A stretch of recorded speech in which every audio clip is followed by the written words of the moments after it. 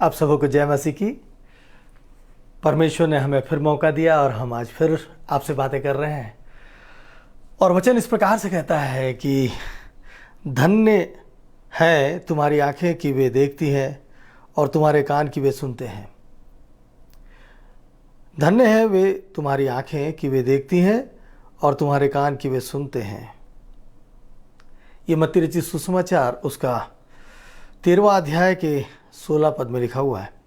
इसके आगे 17 में हम देखते हैं, क्योंकि मैं तुमसे सच कहता हूं कि बहुत से भविष्यवक्ताओं ने और धर्मियों ने चाहा कि जो बातें तुम देखते हो देखें पर न देखी, और जो बातें तुम सुनते हो सुने पर न सुनी। परमेश्वर महान है और ये प्रभु यीशु मसीह की बातें हैं।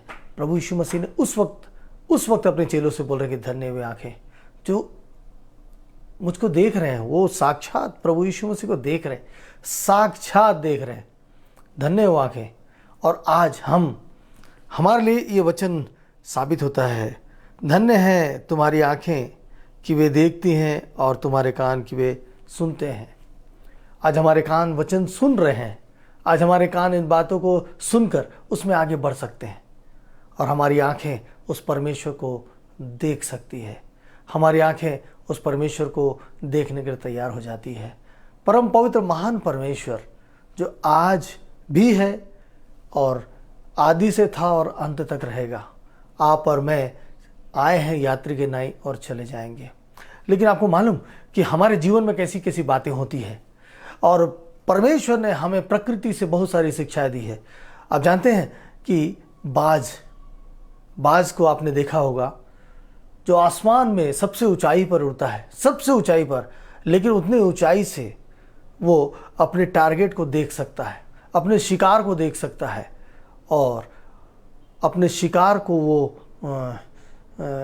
अपने से ज़्यादा वजन के शिकार को वो उठा सकता है अपने पंजे में और लेकर जाकर उसको मारकर उसको खा सकता है।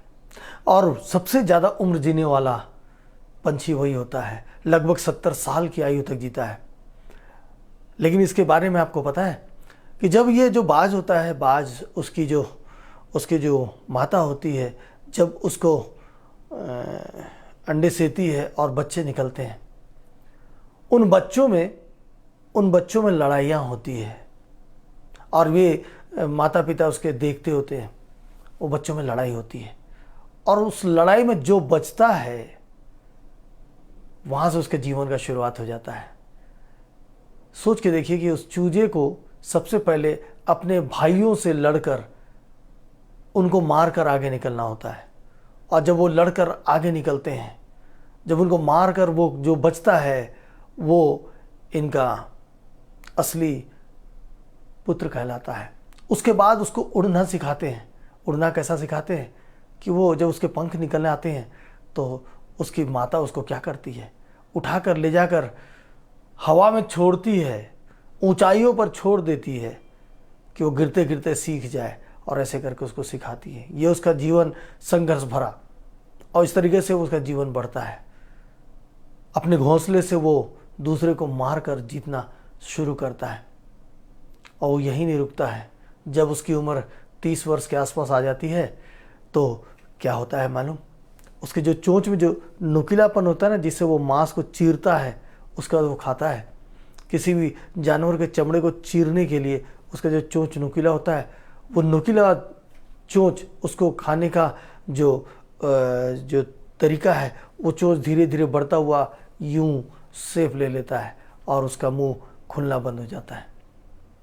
जब वो 30 साल के आसपास होता है तब उसके लिए वो मांस खाना मुश्किल हो जाता है। वो मार तो सकता है लेकिन खा नहीं सकता, क्योंकि उसके चोंच जो है वो एक दूसरे को पकड़ने लगते हैं और ये उसके लिए बहुत तकलीफदेह हो जाता है। उसके पंख जो है, उसके जो पंख फैलाता है वो करीबन 7 फीट हो सकते हैं और वो पंख उस उम्र में आते आते उसके पंख जो है उसके शरीर को भारी कर देते हैं। उसका शरीर वजन हो जाता है। अब उसका जीवन उसके लिए बहुत कठिन हो जाता है। न वो शिकार के लिए ऊंचाइयों पर उड़ पाता है और न शिकार करने के लिए उस अपने ज़बान को खोल पाता है। तो वो क्या करता है मालूम?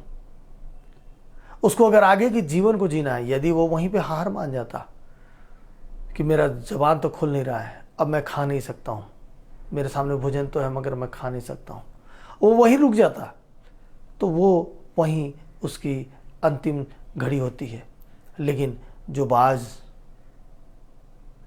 अपने घोंसले में ऊंचाइयों में चला जाता है और क्या करता है, अपने चोंच को तोड़ता है, लहूलुहान हो जाता है, तोड़ता है उसको, पत्थर में मार मार के अपने चोंच को तोड़ डालता है। और चोंच को तोड़ने से पहले वो क्या करता है, अपने पंखों को नोच लेता है, पंखों को नोच नोच कर निकालता है। भयंकर पीड़ा, बहुत दर्द, असहनीय दर्द। इस दर्द को आप और मैं भी नहीं सह पाएंगे, इतना दर्द, इतनी पीड़ा को वो सहता है, अपने पंख को नोच लेता है और उसके बाद अपने चोंच को तोड़ लेता है और पूरे लहू लुहान हो जाता है, पूरे लहू से भर जाता है। और उसी स्थिति में वो अपने घोंसले में पड़ा रहता है कई दिनों तक पड़े रहने के बाद उसके नए चोंच आते हैं और फिर से वो नए तरीके से आ जाता है और इसके पंख, जो वजन जिसे इसने नोचा था, उससे उसका शरीर हल्का होता है और फिर वो अपने अगले जीवन को जीने के लिए चला जाता है और फिर अपने 30 साल के जीवन को और बढ़ा लेता है। वो अपने आप को पीड़ा देता है। उसके बाद उसका जीवन क्या होता है, 30 साल के उसका उम्र और बढ़ जाता है, 30 साल 35 साल के लिए और बढ़ जाता है। सोचिए उस पंछी के बारे में, सोचिए कि वो एक जीवन को जीने के लिए उसको अपने शरीर के साथ उसको कितनी बड़ी यातना का खुद का सामना करना पड़ता है। उसके लिए वो किसी के पास नहीं जाता, उसको खुद को करना पड़ता है, क्योंकि उसको खुद को जीना है, उसको खुद को जीना है, उसके जीवन को खुद को पाना है, ऊंचाइयों को फिर पकड़ना है। इसलिए वो व्यक्ति, वो पंछी वैसा कर सकता है। तो यही हमारे जीवन में है। हम अपने जीवन में सब कुछ करते चले जाते। एक वक्त आता है कि सब कुछ तो होता है मगर हम असहाय हो जाते हैं, क्योंकि हम कई सारे बातों में फंस जाते हैं, क्योंकि हम अपने आप में कई सारे बंधन को ले आते हैं, बहुत सारी बुरी आदतों को ले आते हैं, बहुत सारे चीज़ों में हम अपने आप को बांध लेते हैं, बहुत सारे चीज़ों में बांध लेते हैं, सामाजिक बंधन में बांध लेते हैं, कई ऐसी चीज़ें जिसमें बांध लेते हैं और हम बंध जाते हैं और हमारा शरीर वजन हो जाता है।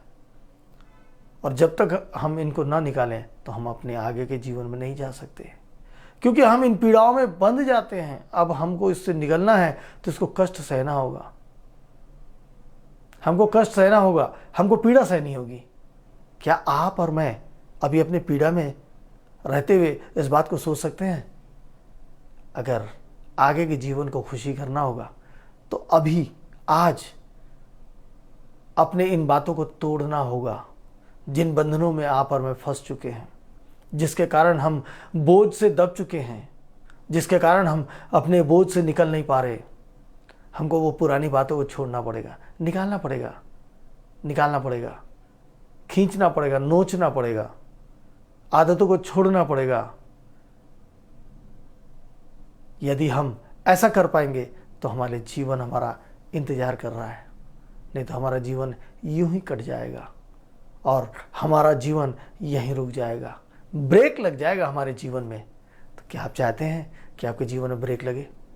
क्या आप चाहते हैं कि आप नए जीवन को प्रवेश करें?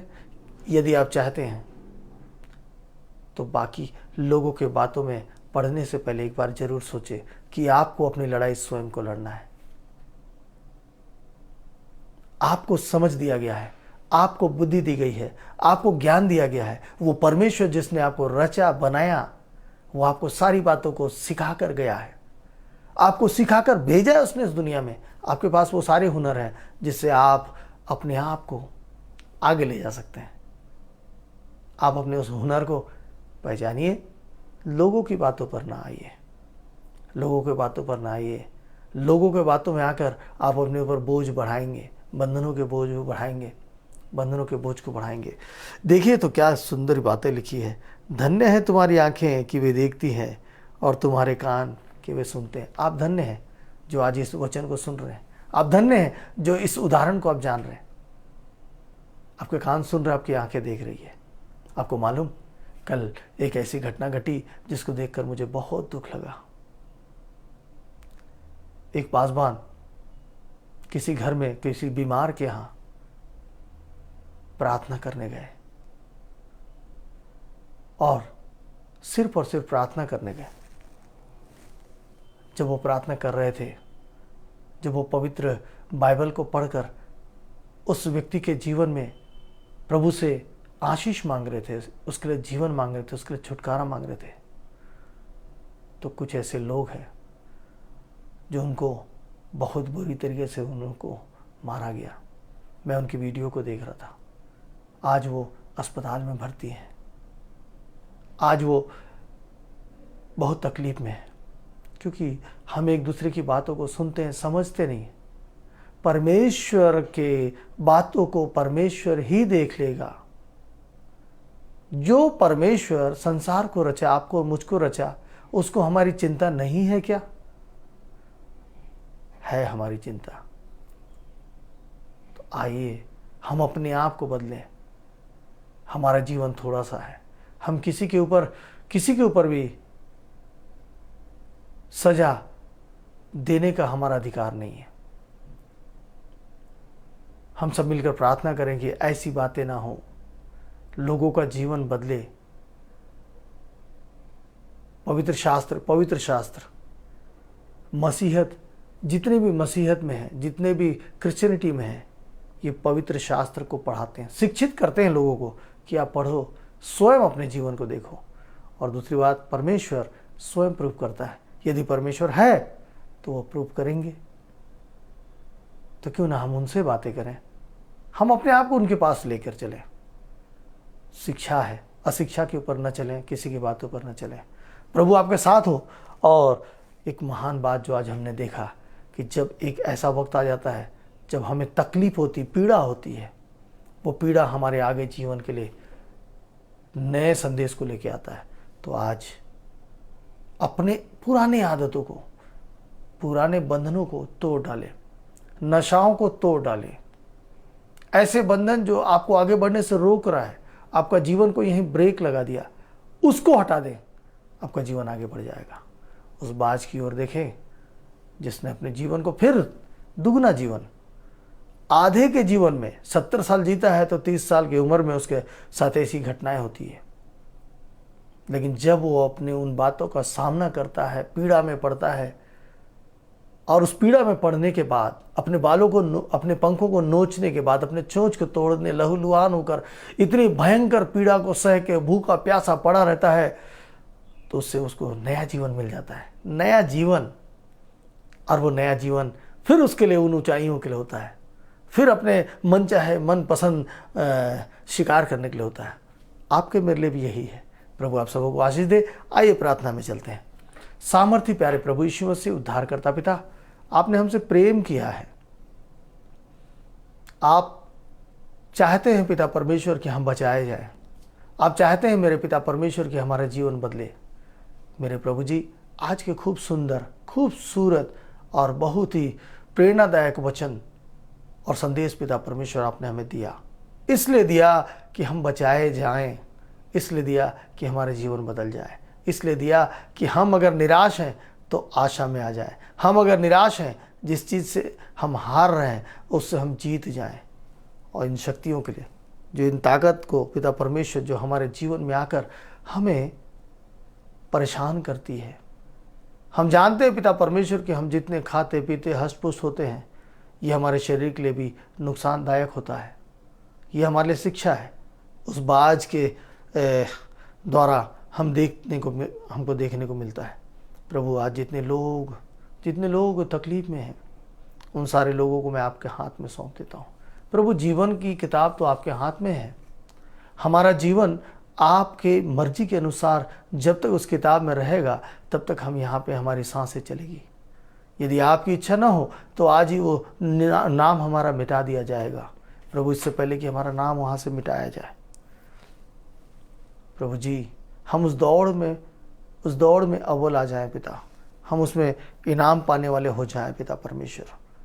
और प्रभु जी एक मौका दीजिए, जब जीवन की पुस्तक में हमारा नाम है तो हम जितने रोगी बीमारियों के लिए प्रार्थना कर रहे हैं, जितने दुष्ट शक्तियों से फंसे पड़े हैं, जो आज मुसीबत में पड़े हैं, जो आज अपने आप को नाश करने के गड्ढे में डाल रहे हैं पिता, उन सारे लोगों को एक मौका दीजिए पिता परमेश्वर। आज चंगाई दीजिए, आज चंगाई की बारिश हो पिता, घर घर में पिता परमेश्वर चंगाई की बारिश हो जाए, छुटकारे की बारिश हो जाए। और आज जितने लोग प्रार्थना को सुन रहे हैं पिता, इस वचन में शामिल होते हैं और जब भी इस वचन को देखते हैं पिता, वे तुरंत चंगे हो जाएं। धन्यवाद मेरे प्रभु, आपने प्रार्थना को सुना, आपके पवित्र मीठे नाम से मांगते हैं, आमीन। प्रभु आप सबको आशीष दे। महान परमेश्वर जो हमें कई शिक्षाओं को देते हैं, आज ऐसे शिक्षा को दिए, उस बाज को, उस पंछी को देखिए, उसके बारे में सोचिए, और यदि और अच्छे से जानना है कि वो बाज कैसे तकलीफ से अपने जीवन को दुगना जीवन में बढ़ाता है, तो आप उसके बारे में सर्च कर सकते हैं। प्रभु आपके साथ है, आपके संग रहेंगे, जब तक आपकी सांसें चलेगी आपको अवसर और मौका मिलेगा।